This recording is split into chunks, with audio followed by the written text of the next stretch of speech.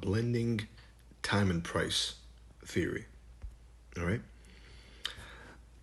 You've seen me mention before that I like to see a thick, high volume candle, right? And also you've seen me mention that most rallies end in an engulfing candle in the direction of the rally, right? Cool. I'll let you ponder on that one, and I'll give you an example. Check this out. Over here, over here, over here, ES monthly, over here, over here to an extent, over here, right? It looks like cherry picking until you realize that this is what has been called live and will always be called live because it's simply the way price moves, right? So I mentioned before that looking for a lower time frame range at a higher time frame candle at the correct time, what does that look like? And see this? 3 drives. We're getting an engulfing candle above an old high in EU.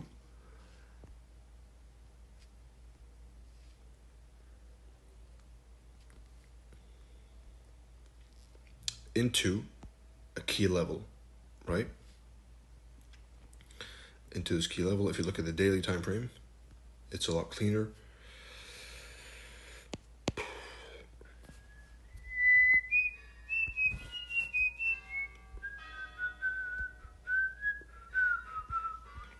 You got this on the daily. You got an FVG that was filled. Now, some of you think I trash ICT, but I don't. I respect his work. He's probably done the most service to the financial markets and disservice, to be honest, than anyone else, right? I mean, the way he's taught price is incredible. Even if it's copy pasted from others, it's a good study. So we're at a key level, a higher time frame candles range, right? You got this candle high, candle low. Has been hit? I think it has. And if it hasn't, then it will be hit, either it or its SMT equivalent, right? Candle high, candle low. Especially if they disrespect this weekly FVG, then the plan goes as planned. So above the higher time frame candle, we're looking to blend time and price, right? We got a range, a classic range, range high,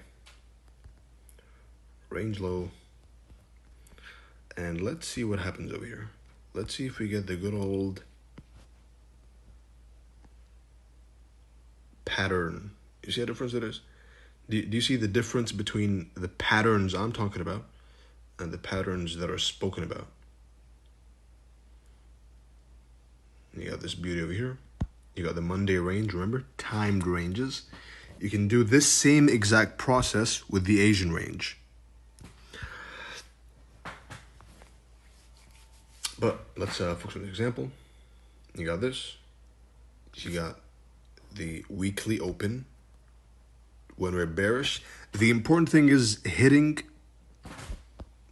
as I mentioned before, the summary of all this is open, fixed time. If you're bearish, open, rally, key level, decline. Bingo. If you can do this thing Let's make it a bit more professional, a bit more presentable, right? Opening time, and let me add a twist to it. Let me add something which will make it interesting.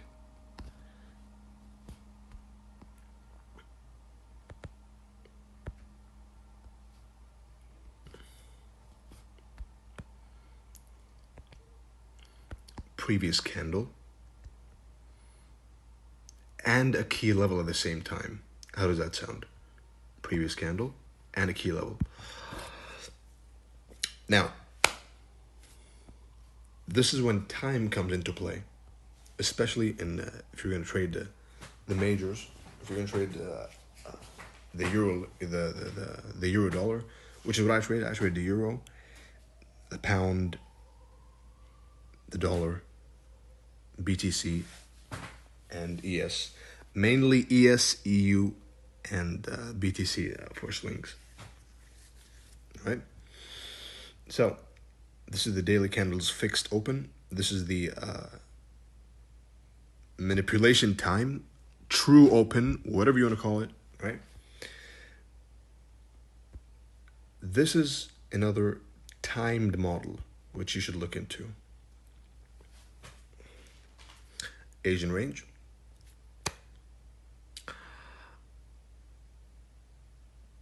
At 2 o'clock a.m.,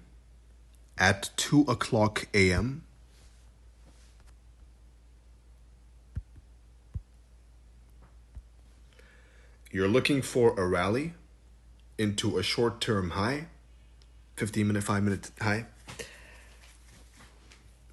and you ride it to the opening. You're looking for a rally above the opening price, into the high, and back into the opening price. How does that sound? Going back to that. That's literally spoon feeding, putting it in your mouth. Taking my spoon and putting it right inside your mouth. You got this? This is a model, which was mentioned, by the way, by good old ICT. I have a twist to this, which is we've closed below the candle. We've left an FVG, and the FVG is the high, right? Accumulation, whether it's week 1, Monday, whatever. Manipulation, distribution, right? That was a little side rant. Let's now go back into the current example. Remember the timed range? Monday timed range. Monday. Tuesday opens, right? At 2 o'clock, we get a rally.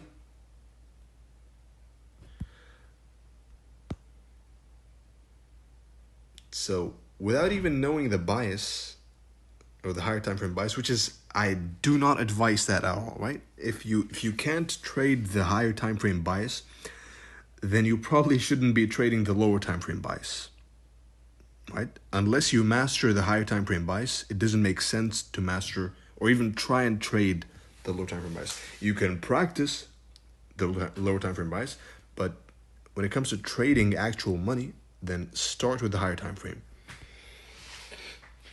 Anyway, accumulation, remember, manipulation, look for sells on Wednesday, distribution, 3 candle formation.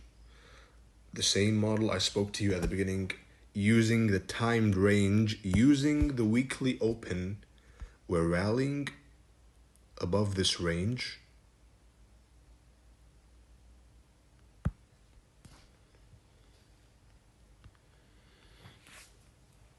Into a key level, right? At the higher time frame candles high. Accumulation, manipulation, distribution. Accumulation, you can say that Friday was also accumulation. Remember the 2 forms I gave you? It's either like this, or it's accumulation, manipulation, distribution in 2 candles, right? But it's not important to understand the pattern. It's important to understand the logic of taking this candle's high to this candle's low, breaking through the candle, and then retesting the candle and accelerating away from the candle. Do you see how much more sense it makes? And this is not some hindsight garbage. This is exactly the logic I used to call this top right here on the US dollar, if you remember. Literally call the top right over there, using this exact framework in mind. It was the first time I took a trade on EU based on the dollar analysis. I was leaning towards a bearish dollar, a bullish dollar rather, as soon as we started probing above the high of EU and the low of the dollar on the weekly, right? As soon as we started attacking this high. Then I suspected some distribution and a fall back down into the range, either to retest the range, but a fallback was necessary, either to retest or to continue downwards, right? Yeah, that's the London model. 1 o'clock. Remember the numbers mentioned in the previous video? 1. And go to the 5 minute. The best time frame to trade the daily range for me is the 5 minute. 15 max. And the weekly range is the 1 to 2 hour. Right? Just gorgeous. Gorgeous. Looking at it blindly with no time in mind, you'll see this. Let's hide. You're going to see a bunch of noise. But if you look at it through the lens of timed ranges, taking a range to a range, you're timing a range, you're breaking the range into a key level, and you're declining. Right? And bingo. If you remember the sign, one of the signs I mentioned of a true breakout, as a side note on price, is you get a sudden fall back in and then an acceleration, right? Which would happen over here. I'm still holding my position from up here, which was into a rejection block. Into a rejection block. What is a rejection block? It's an order block with a long wick. Bingo. Enigma solved, right? Nope. Wrong. Maybe, right? But it really is that simple. It's an order block with a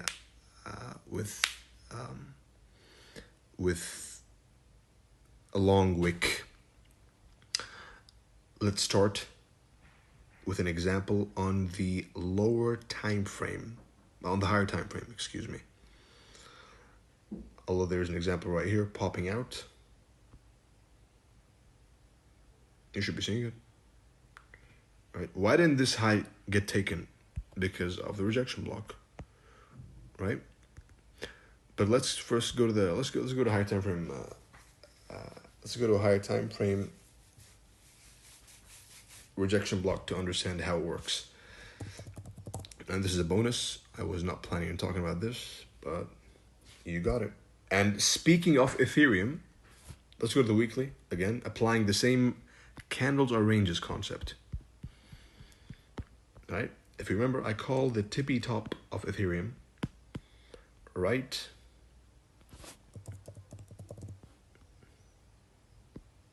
at this high. Right?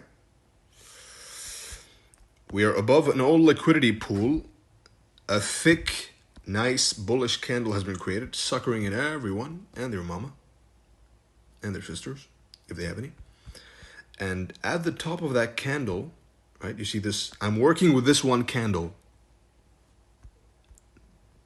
I'm working right inside of this candle. I'm looking for a false breakout to occur at this candle, falling right into the manipulation phase of the monthly candle, by the way. 1 hour time frame, looking for a range to form, a smaller time frame range to form above this candle. And if you can even look back right over here at the false breakout of the range, I said boom, this is the top. Some more tools to aid in the top are the standard deviations, obviously. When the previous candle has been ranging, there's a lot of material on that online. Maybe I'll talk about it later, but not in this one. It's not the topic at discussion.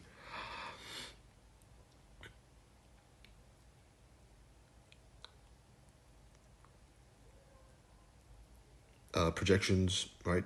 Fibonacci projections, whether it's the 1618, right? Whether it's the minus Fibonacci levels, right? Which is the deviation. And of course, the classic way, which is checking for closes versus wicks, right? That's a lot more manual way. Checking for change of state of delivery at a certain time ranges, which will of course give you a high confidence that the top or the high or low of the day is in. I will link some more material which helps with this specific thing, which is the high and low of the day. But for now, let's focus on rejection blocks. This is a rejection block. Why did price stop here? It stopped at the wick of the order block. You see? You can almost say the open of the order block. Right. In classic support and resistance level, by the way, support and resistance theory, this is a support level. This is also a support level. Right here, you see? This is a rejection block. And that's the high. Rejection block, I say it with a quote unquote, right? Because even in classic support and resistance theory, this idea exists of the rejection block. But anyway, we came here to see, let's see some more examples. The daily, right over here. Now, why did these equal lows get left over here? How can you trust this? Right? It stopped at the rejection block. And this is common knowledge. It's not like some new science. A nuance, which you probably don't know, is the candle. And before I finish, or you can let that one go. Let it be. A nuance, which is not very known about the rejection block, is that the candle beside the rejection block is usually going to be taken. Right? The low or the high if it's the other way around. Now, it's not really a healthy way to look at it. That induces thinking like this, right? It's going to force you to try and really catch this little... you're going to try and force a rejection block. You might try and force equal lows to be created, as happens with any new concept. How do you predict this to happen? By the simple use of an SMT. Right? This is one of the uses of SMT. Is you use it to expect rejection blocks, and they happen all the time, to expect rejection blocks to hold. Right? You got an SMT here. Right here, right? SMT. And you got, in Ethereum, by the way, SMT here, which held the rejection block over here. So, oh, why did it leave equal lows? Because of the SMT, right? SMT equals rejection. Let's write this one down. SMT equals rejection block equals equal lows left, right? That one is for your for your notes.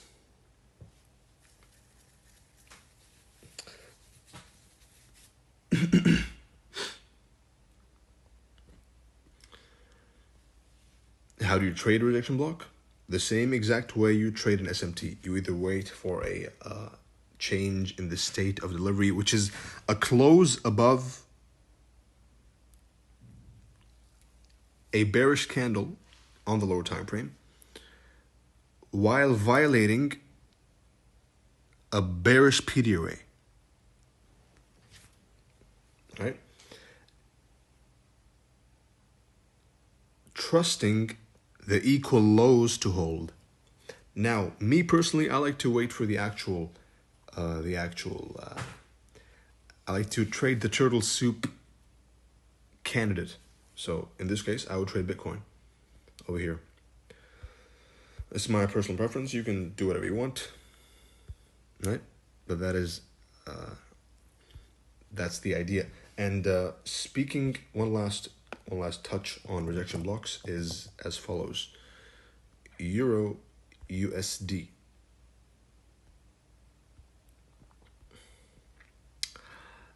My entry here was a rejection block. However, I'm pairing the rejection block as a higher time frame PD array, 30 minutes, right? Look at this beauty. 30 minutes. Expecting a swing point to form, which usually happens during week 2 and 3 of the month. Because time and price are both fractal. This rejection block, right, was a, if I'm not mistaken, there was an SMT divergence at that high, which induced my entry using the good old technique of, and before I zoom in, we all know that rejection blocks on the higher time frame are order blocks on the lower time frame. That's a horrible, disgusting handwriting. I'm gonna have to do some justice. Rejection blocks on the higher time frame equals order blocks on the lower time frame.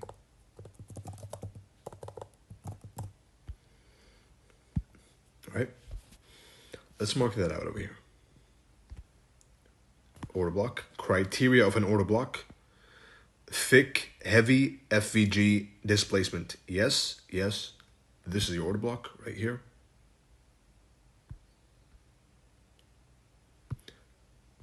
I'm blending this higher time frame key level, the rejection block, with a turtle soup. That was the logic behind the entry, plus the SMT.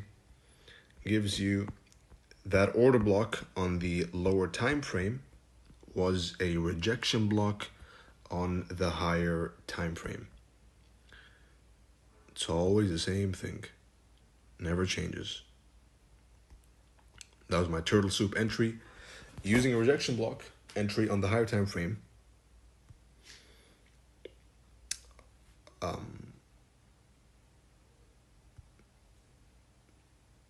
Blended with that short-term lower time frame high, right? Everything at the specific time. Now, how do you trust this high to hold, by the way?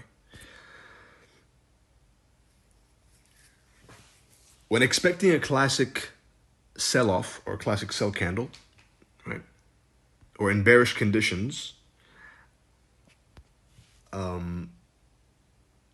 it's a good idea to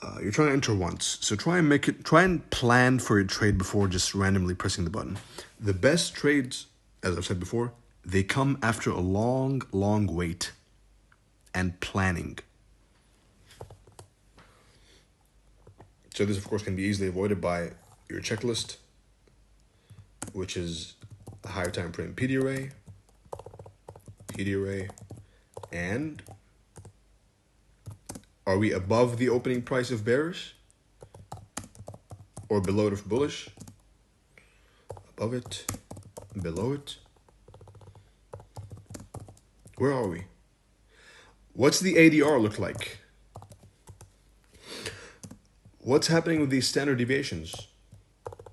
Although I pay less attention to them, they are an important. They're not important. They're a good tool to have at hand. Are we in premium or discount? Premium discount. PD array. Are we high or low? Right? High or low? What's the market profile? What is the market profile? Right? If you just take the higher time frame PD array, right, and the open and the market profile, those three will save your life, right? These are the common mistakes that come to me at hand. Nope. Another one is expecting a false breakout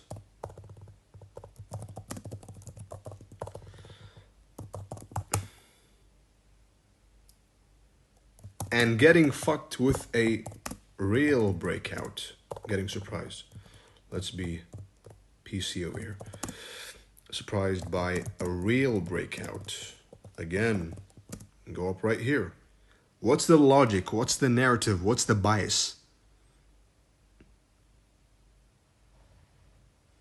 Don't just say it's going to go up and down. Why?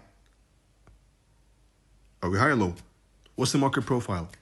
What's the narrative? Why should we go high? Why should we go low? And then, are we going high? Are we going low? These are a few common mistakes that come to me right now.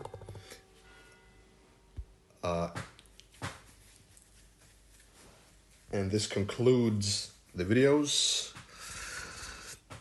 What can I say? It was a bit longer than expected, as usual. I will drop a guideline. I'll try and edit these videos into a link to make it kind of unreachable for those who want to leak it. And even if they leak it, they're going to have to go and open the link and study. And at that point, you know, they're probably going to get bored. Because the type of people who are trying to get the leaked content are not the type of people to stick around and try it out and really work for it. The amount, right? There's some chitter about the amount, right? It's a fairly, it's nothing to me, right? It really is, it doesn't mean much. It's simply a symbolism for you to invest in the knowledge you're trying to acquire rather than the price itself, right? Which is why it's fairly low. So it's a low entry barrier. Right? So most people can have a taste. And don't forget, the best notes gets $126. I'm waiting for that one. Submit to the secretary. Any questions you have, check the pinned comments in my Telegram account. And if I have any additions, which I probably will have, I will add them to the Time and Turtle Soup group. But for now, this is all. This is 99.9% of what I intended to share in this teaching. Any questions you have, again, talk to the secretary, and they will send me the most frequently asked questions. Happy studying. Backtest, forward test, find your own model, trust your own model through my information. and good luck and good trading.